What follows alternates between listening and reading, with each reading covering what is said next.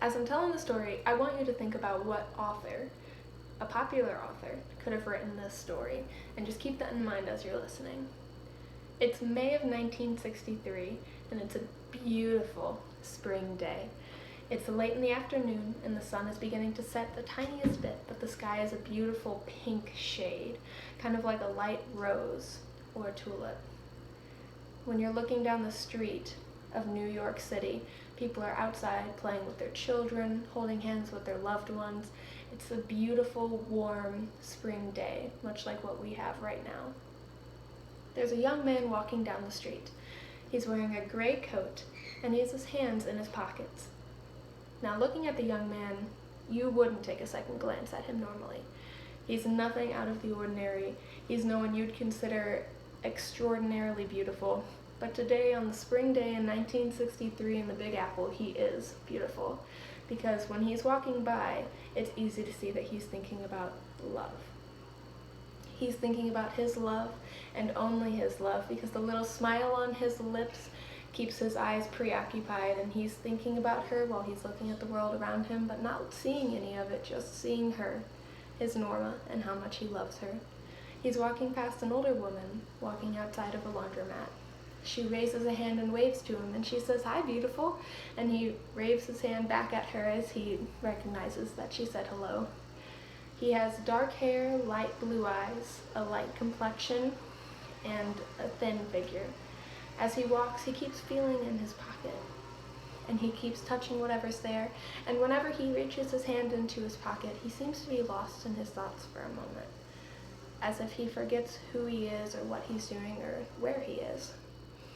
But then he seems to settle that he wants to think about his love, and he stops thinking about whatever else it is that's dragging him away from her, and he keeps walking down the road with his small smile on his lips. He walks down past. He goes past grocery stores, houses, apartments, and eventually he walks past an old man who's pushing a cart. It's a green cart, and he's a flower vendor. It's covered in flowers. The primary color on the cart is yellow, so it looks like a beautiful sunset on this old man's cart. He has daffodils, tulips, roses, anything you could think of. So as he's pushing this green cart, there's a bulky transistor radio balanced on the corner. And the transistor radio doesn't seem to fit into the beautiful painting we've made so far of our beautiful spring day in New York City in 1963. It's talking about murders and wars, things coming up, a little Asian country called Vietnam, where there's potentially big trouble happening. It talks about the bodies of two young women found in the river nearby, how their heads have been bashed in by some sort of blunt object. And it doesn't fit into the spring picture, so everyone tosses the words to the side and uses them as background noise. And the young man walks past, and these words tend to fade out into the distance until he's a little bit further, about half a block away, and then he stops and he puts his hand in his pocket again. And then he turns back. He walks back to the flower vendor, an older man with deep bags underneath his eyes, and he says, "Dear sir, can you tell me how much your flowers are?" And the flower vendor says to him, "Well, that depends on who you're buying them for," thinking to himself that if love were a case, this kid would be in the ER. So the young man laughs and he says, "Who says I'm buying them for anyone?" To which the flower vendor replies, "Don't you know it's a crime to buy flowers for yourself on such a beautiful day in spring?" And the young man laughs and he says, "Okay, that's fair. So what do you have for me?"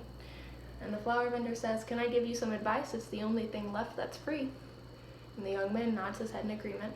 So the flower vendor continues. He stands up, his scuffed penny loafers, playing with the gravel on the floor. He has a sweater vest and a long sleeve, despite the warm weather. And he says, "Now, if you're buying these flowers for your mother, you'll buy her the small bouquet. It's $1, and for that $1, she won't go on about how you're making all that money at that new job of yours and you don't know what to do with all of it. But," he raises his eyebrows at the young man, "if you're buying these for your lady, then you'll buy her the tulips and the roses. And for $3.50, she won't turn into a secretary if you catch my drift." And the young man smiles and he says, "Okay, I'll take the bouquet." And the flower vendor laughs in return. So he takes the young man's $5 bill, gives him a 1 2/4 in return, And then he hands him the flowers, wrapped in a spill with masking tape around the bottom, and he reminds him to tell his lady that a little bit of sugar in the water will make them last longer. The young man smiles in return and says that he will, and he walks on down the road. The flower vendor looks after him and thinks that the most beautiful thing in the world must really be young love in the springtime. And as the young man walks, he thinks about his Norma, and he can't wait to see her the next time he comes across her. It seems like forever since they've been together, although he doesn't think that it has. But every time he sees her, she's a new person. She's timeless in his mind, and he just loves to bring her little gifts.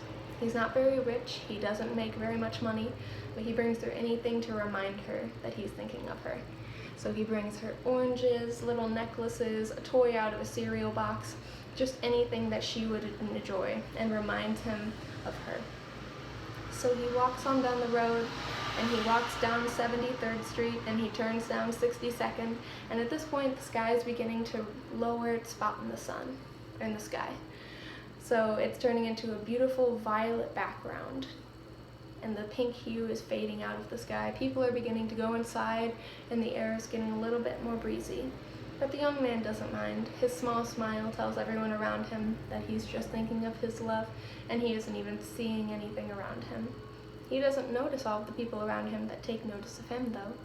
So as he walks down, he walks past a cop who actually stops the traffic to let the young man with the flowers cross, and the cop thinks about his own face in his shaving mirror with that same love-lust expression that he's seen lately, and he gets lost in thoughts about his own love.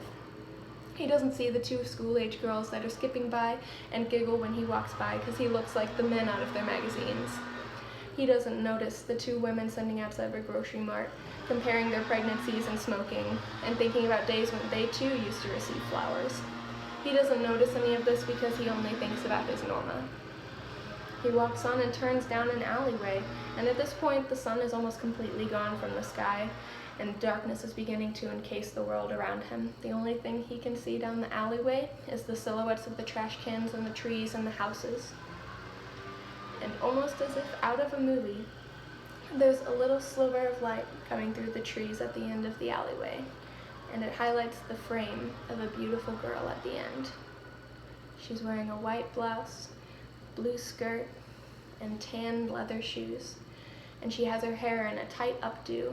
It's blonde and wispy, and he looks at her, and he thinks about how this feels like it's the first time he's ever seen her, and how every time seeing her feels like the first time. So he walks a little bit faster towards her, and he gets excited, and he says, "Norma, I got you flowers, I got you flowers," and he thrusts the flowers into her hands, and she takes them, and she smiles, and she says, "You must be mistaken," as she hands the flowers back. "I'm not—" "Norma," he cries, as he hits her over the head with the hammer that he's had in his back pocket this whole time, and he hits her over the head because he knows that she'll scream because her mouth is open in an O of surprise, and he hits her because he knows that she'll scream. But she doesn't scream, because she isn't Norma. But he hits her over the head anyway, because she was supposed to be Norma. But Norma's been dead for 10 years, and this young man can't stop looking for his lost love, and he can't find her, so he hits the girl over the head, as he did 5 other times, as he did to the women in the river. He exits the alleyway, with the hammer in his pocket, back where it had been the whole time. And he can't remember his name.